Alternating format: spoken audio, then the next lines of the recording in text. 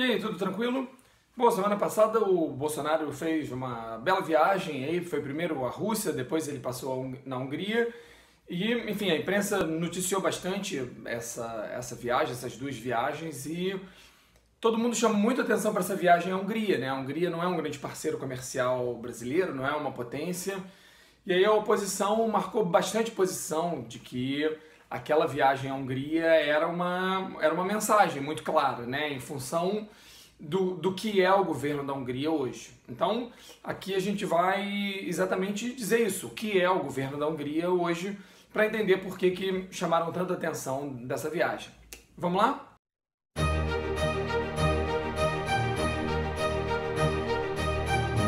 Bom, o Viktor Orbán é o primeiro-ministro da Hungria e ele é tido como o precursor dessa nova direita que vem aparecendo em vários lugares, com traços autoritários, que discutem a democracia, que debatem aí o lugar da democracia, que confrontam determinadas premissas e princípios da democracia. O Orbán, inclusive, foi um dos primeiros estadistas, se não o primeiro, a apoiar abertamente o Trump na primeira campanha, quando o Trump foi vitorioso. E a trajetória dele é singular. Ele subiu ao poder, ele até, já tinha tido cargos importantes antes, mas essa vez que ele subiu ao poder foi em 2010, depois de um grande governo socialista. Um governo socialista, com prós e contras, como quase todo governo, mas um governo que perdeu o controle da economia. Em nome aí de alguns benefícios que eles queriam dar, eles se descontrolaram, isso levou a muitos gastos, isso levou à inflação, havia escândalos de corrupção ou acusações de corrupção a esse governo socialista, e aí veio a crise de 2008 e jogou o governo completamente nas cordas. E aí na eleição de 2010 ganha a oposição radical, quem estava lá no extremo oposto. O Viktor Orbán não só ele ganha a eleição para primeiro-ministro, que é o cargo dele, mas o partido dele ganha 2/3 das cadeiras do parlamento. Lá como aqui, as eleições, elas são juntas, né? Do parlamento e do primeiro-ministro. E aí ele, aqui não é primeiro-ministro, aqui é presidente, mas a gente também elege o parlamento junto. Então, só que lá na Hungria, se um partido obtém 2/3 das cadeiras para deputado, eles podem passar basicamente todas as leis. Toda a estrutura política da Hungria foi feita para você só conseguir governar se você tivesse 2/3. O que ele imaginava? Nenhum partido sozinho vai ter 2/3. Então, para alguém governar, vai ter que se aliar a outros partidos, vai ter que conversar, dialogar, ceder. Isso impediria de um governo autoritário, controlar o país. Lembrem que a Hungria era do bloco comunista e veio dessa experiência de governos autoritários do bloco comunista. Então eles criaram essa estratégia. Olha, o cara só governa com 2/3. Ninguém vai ter 2/3, então ele vai ter que negociar. Só que o Orbán ganhou 2/3. E aí o que acontece? Os caras controlam o parlamento. E aí, rapidamente, ele começou a produzir alterações na Constituição, ele começou a mexer no judiciário, porque ele podia mexer na Constituição, então ele amplia o que seria o STF deles. Tinham, 11 ministros, estou chutando o número, mas tinham 11, ele aumenta para 18. E aí ele coloca 7 que são do lado dele. Então ele começa a ter um judiciário mais, adequado ou de acordo com as suas ideias. Logo depois ele começa a se meter na imprensa, ele começa a banir jornais de oposição, ele começa a banir canais de televisão de oposição e vai monopolizando as informações do país. A imprensa da Hungria é tida como uma das menos livres da Europa. Então, com esse controle, eu estou dando só 2 exemplos, mas há muito mais a se falar, ele vai controlando o país de uma maneira que ninguém consegue se opor. O que é curioso, é interessante, mas ao mesmo tempo muito perigoso, é que ele não exatamente deu um golpe, porque ele usou as regras que estavam à sua mão, mas ele deturpou o sentido dessas regras e foi transformando a coisa numa ditadura. Se você tem uma reportagem de 2017 da Piauí sobre a Hungria, que fala muito disso, né? Como os jornalistas, professores, universitários estavam dizendo que não havia mais ambiente de liberdade na Hungria. Então é muito sintomático que o Bolsonaro tenha feito questão de parar na Hungria para conversar com o Viktor Orbán. A oposição logo aponta, olha só, isso aí mostra o caráter autoritário do Bolsonaro, enquanto o Bolsonaro e os bolsonaristas apenas dizem que se trata de manter boas relações exteriores com países da Europa, o que é difícil de sustentar nesse caso, porque a Hungria, enfim, nada tem de muito relevante com o Brasil, diferente da Rússia, por exemplo. A Rússia também tem um presidente super autoritário, mas é possível argumentar que a Rússia é importante para o comércio brasileiro, né, no panorama mundial, coisa que não dá para acontecer com a Hungria. Agora, mais interessante do que isso é lembrar que a Hungria, que talvez tenha dado esse primeiro passo para uma direita autoritária, na época do fim da Guerra Fria, foi o primeiro país a dar um passo para fora do bloco comunista, ou seja, indo em direção à democracia. Vale a pena dar uma lembrada nisso, então vamos dar uns passos para trás.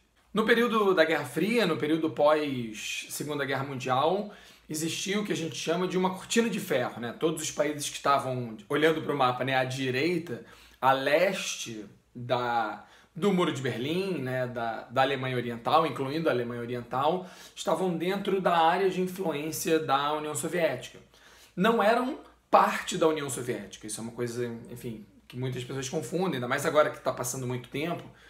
Não era a União Soviética. O bloco comunista europeu não era da União Soviética.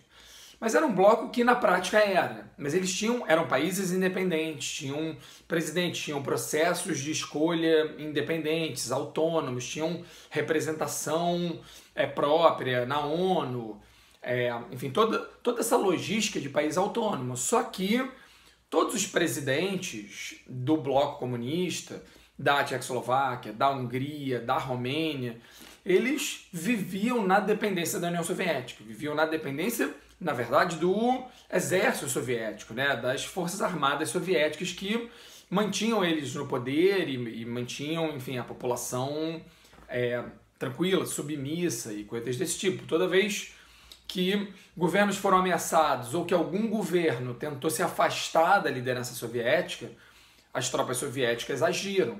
Os casos mais conhecidos foram justamente na Hungria, em 56, e depois na Tchecoslováquia, em 68. Mas esses são os casos mais conhecidos. Houve outras interferências mais pontuais. Nos anos 80, o bloco já está em crise, uma crise econômica muito forte, que vem sobretudo da crise do petróleo, mas também do próprio modelo comunista que não funcionava e que nos anos 80 dava muitos sinais que não estava funcionando. E muitos desses países do bloco foram sendo colocados no poder pessoas novas, comunistas ligadas ao Partido Comunista, mas mais jovens e com ideias inovadoras, sobretudo no campo econômico. O Gorbachev é um caso desse, é um cara que foi colocado alçado a líder da União Soviética justamente por ser novo e por acharem que só um cara com novas ideias poderia tirar a União Soviética daquele buraco. Assim como na União Soviética, isso aconteceu em outros países do bloco, como por exemplo na Hungria, com um camarada chamado Nemet. E o Nemet é muito interessante, né? Tem um livro, depois eu deixo indicado ele aqui, eu vou indicar, se chama A Queda do Muro de Berlim, eu acho. Não lembro, vai estar aqui em algum lugar, eu tenho o livro aqui, e que conta muito a história dele, e o autor entrevistou ele, e o Nemet dizia, não, quando eu fui colocado no poder, eu era do Partido Comunista e tal, mas eu detestava o comunismo, eu já tinha percebido que aquilo era horrível, que aquilo não funcionava, que aquilo, enfim, tirava tudo o que é importante do ser humano, seja a sua liberdade de expressão, seja a sua liberdade econômica, e que era preciso acabar com isso. E é ele que houve um discurso do Gorbachev, o Gorbachev faz um discurso importante na ONU em dezembro de 88, ele já tinha começado a instituir os seus planos de abertura, né, a perestroika, a glasnost, já tinha acontecido o acidente em Chernobyl, que também é importante para o Gorbachev perceber que era preciso abrir a União Soviética, tudo isso já tinha passado, Em dezembro de 88, o Gorbachev faz um discurso dizendo, olha, a União Soviética não vai se meter no destino do bloco comunista, eles são livres para decidir para onde eles vão. Falar é fácil, difícil é fazer. E o Nemet é o primeiro cara, já primeiro-ministro da Hungria, o Nemet, ele vai testando os limites, ele vai propondo e instituindo pequenas aberturas, um pouco de liberdade de expressão, alguma liberdade política, mais liberdade nas eleições. É como se ele fosse testando o Gorbachev para ver até onde ele ia. E tem uma cena icônica que ele conta dele chamar o Gorbachev para conversar e dizer, olha, eu vou fazer eleições livres.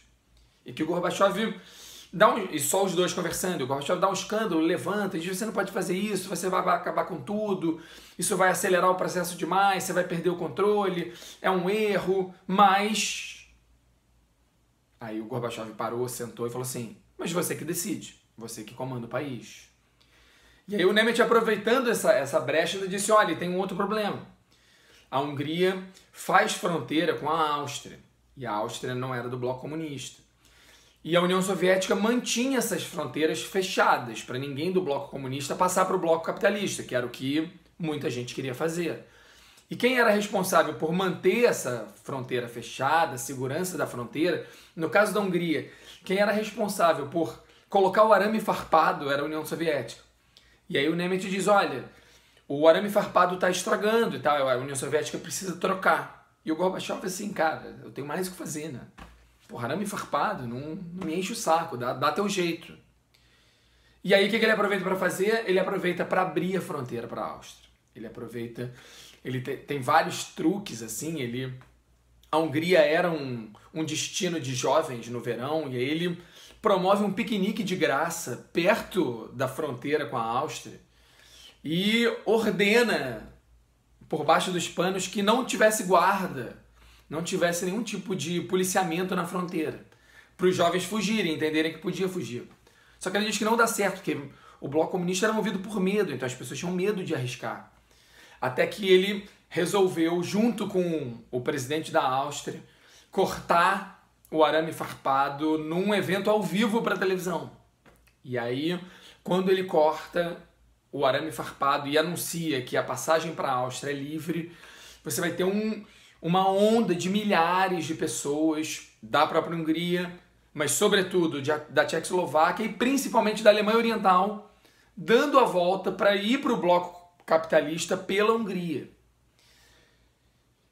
E é isso que no médio prazo, eu não vou contar essa história aqui, é isso que no médio prazo obriga os alemães a abrirem o Muro de Berlim, a abrirem a passagem do Muro de Berlim, porque já que está todo mundo passando pela Hungria, vamos abrir. A história não é bem essa, ela tem mais detalhes, eu posso contar isso em outro vídeo, porque ela é maravilhosa, mas aqui só interessa ver que, como é curioso, né? O Nemet tinha sido o protagonista dessa passagem suave da Hungria de um governo autoritário para um governo democrático, e o Orbán vai ser o protagonista da passagem inversa, né? De uma Hungria democrática para um governo autoritário. Enfim, apenas uma coincidência? Sim, provavelmente sim, mas não custa nada sublinhar essa coincidência. Beleza? Espero que esteja esclarecido. A gente volta no próximo vídeo. Abraço!